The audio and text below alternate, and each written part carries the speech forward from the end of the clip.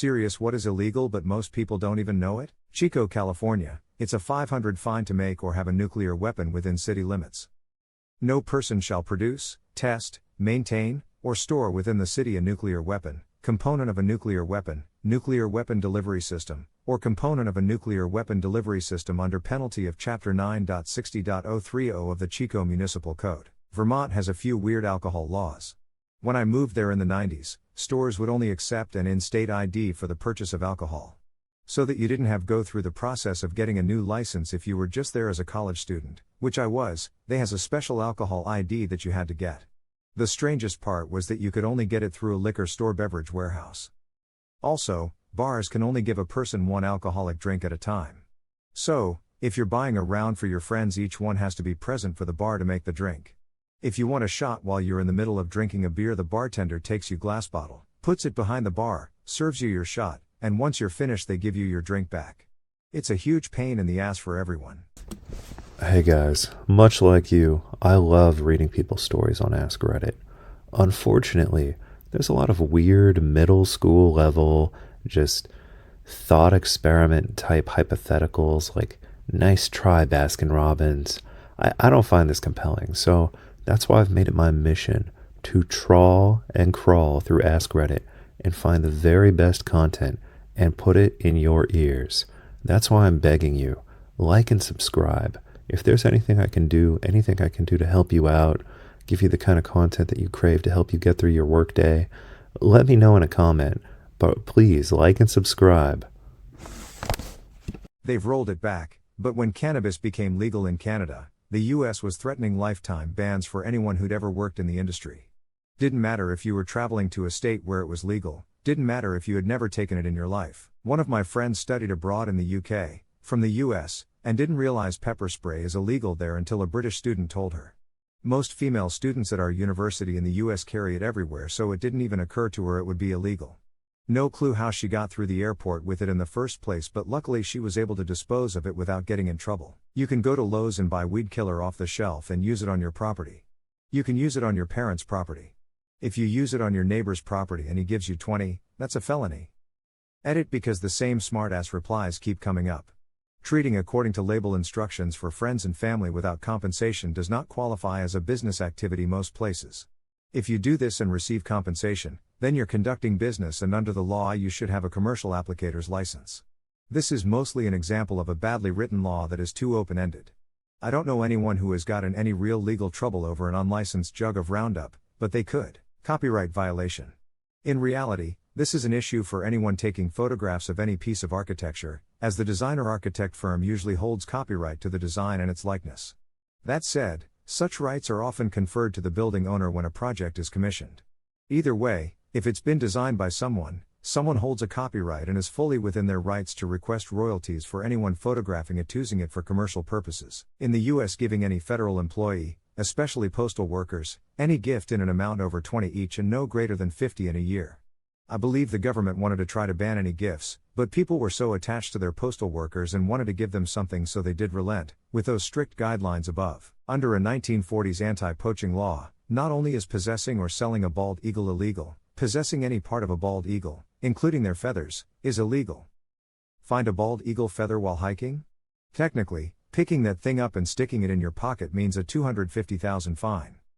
As has been pointed out to me repeatedly, if you belong to a Native American tribe that is enrolled in a federal program that exempts you from the above, you are exempt from the above. As typically implemented, absolutely.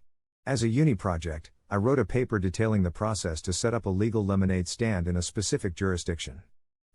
You had to address health department requirements, get a business license, apply for a vendor permit, obtain insurance. In the jurisdiction, this was a requirement for the vendor permit, and request zoning approval, which may or may not require a use variance. Yeah, in any art studio I worked in, we always had a special sink to rinse our brushes off, and that went to a special line that wouldn't go back through the system just for this reason.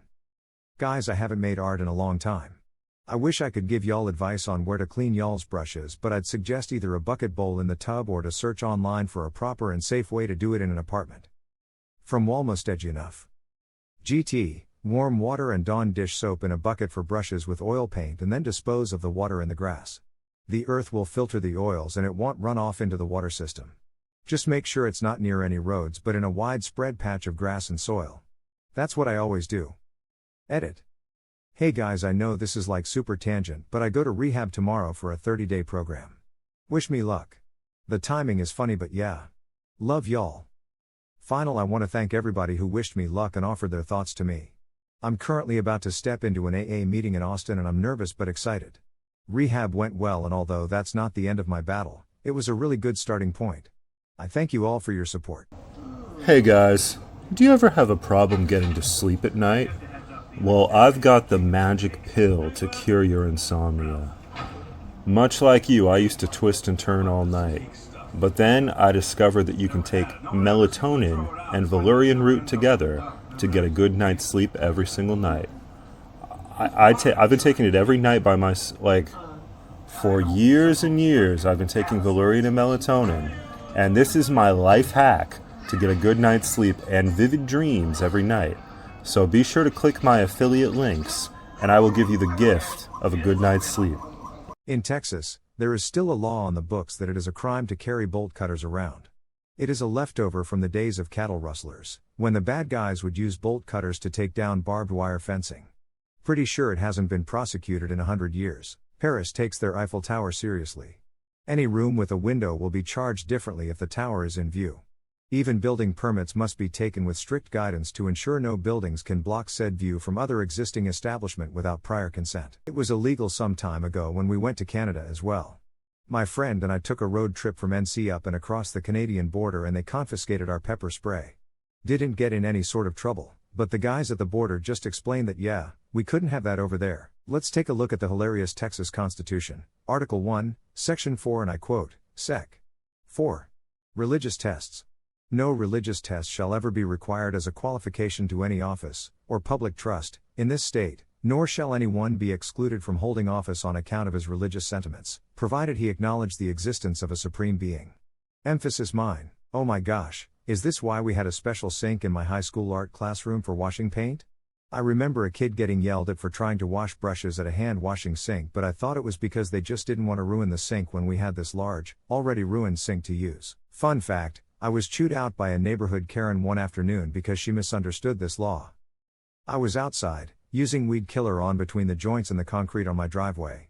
Weed is pretty aggressive here and I haven't had the time to get around to resealing the joints, so this is a stopgap measure. This lady comes jogging by with her kid in one of those three-wheeled jogger strollers, and when she sees me, she immediately stops and brays, "Excuse me, sir. Hello. Do you have an applicator's license and the appropriate insurance to spray hazardous chemicals? Also, by law, you have to let everyone on your block know you'll be exposing them to hazardous chemicals." "That's not true, ma'am. I'm sorry. My brother owns a lawn service company. It is true. I would know." "No, ma'am. I'm sorry, but you're mistaken. That regulation is for commercial use. I'm not a gardener, this is my home." "No. Again, I'm sore.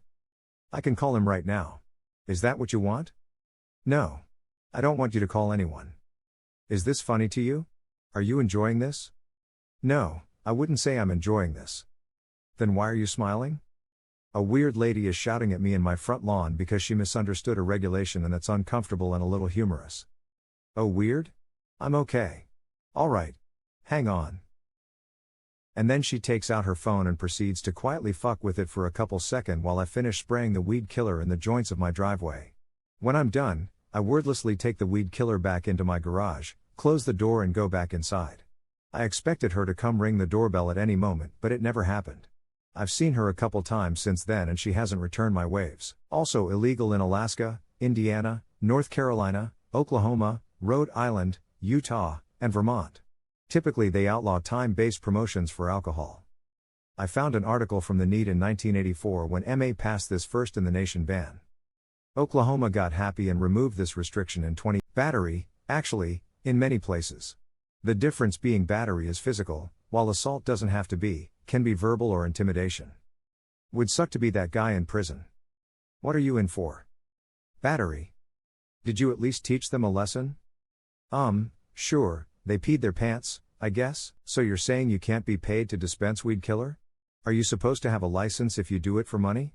By the same token, If you have a drone and someone pays you to photograph something with it, you're supposed to have a specific type of FAA license that essentially amounts to a pilot's license.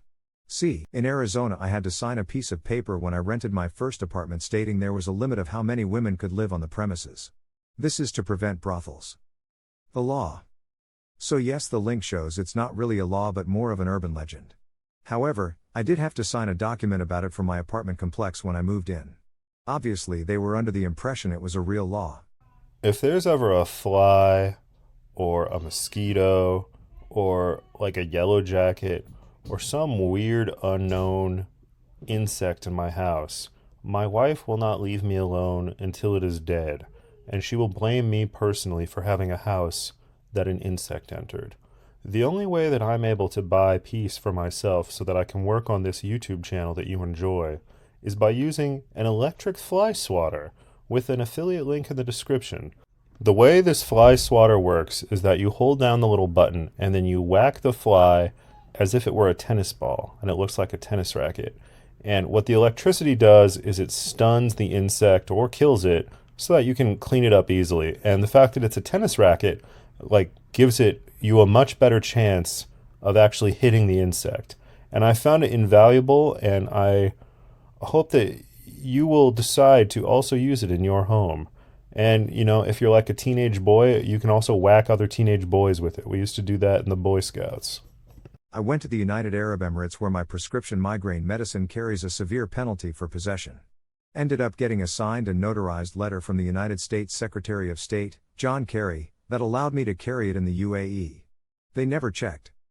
Great trip, but when I went to leave my shoes were swabbed at the Abu Dhabi airport and they tested positive for bomb precursor material. They asked me if I had been cutting open car batteries, and the biggest mofo I've ever seen came out from the security office. That was a fun one to explain. I work with robotics and was in a manufacturing environment prior to arriving at the airport. No telling what I stepped in that set off the machine, but it certainly scared the shit out of me. They thoroughly inspected my shoes, X-ray, more swabs that triggered a red screen on the computer with a message in Arabic, and then let me go. Many are questioning the paperwork. Here's the Dubai Mode document outlining what's needed. I read this and was still uncertain, so I called their embassy and they helped me out. Correct. Although sometimes it's okay to accept, but not to keep. For those who are curious, these rules apply to all federal government workers, and there are times where it would be problematic not to accept in the situation, diplomacy mostly. In those cases employees may accept the gift but must turn it over to the department they work for. Yes, pepper spray is illegal to carry or use on people here unless you are law enforcement. Conversely, bear mace is legal to own, but if you're caught carrying it on your person in the middle of a large city, the cops will confiscate it and may fine you unless you have a good reason. Walking down the street with an ice cream cone in your back pocket in the Commonwealth of Kentucky. Apparently, there was a law that if a horse was on your property, you could claim it as your own. In comes the ice cream cone as a lure for the horse as you lead them to your property. California law stating that it is illegal to wash your neighbor's car without their permission. Also, in San Francisco and Long Beach here you cannot store anything other than an automobile in your garage. This is no longer a law ordinance in Long Beach anymore. The SF1 is for commercial structures only, but at one point it definitely was illegal to use your garage as anything other than a parking spot for your car. People could do stuff like rent out their garage, tax-free. Do you have any idea how convenient it is to use a Keurig machine for brewing coffee or tea? Personally, I gave up coffee a long time ago, but I was able to get a great, delicious cup of coffee in just seconds with no cleanup, no extra work, using a Keurig machine and a K-cup. And now I use my Keurig machine to brew tea, loose leaf tea, every day that I drink. And I also use it to make oatmeal and, anything else that you can put hot water into. So if you don't have a Keurig machine in your house, you're missing out. Try my affiliate link below in the description of the video, and you too can enjoy a great cup of coffee in seconds any time of day.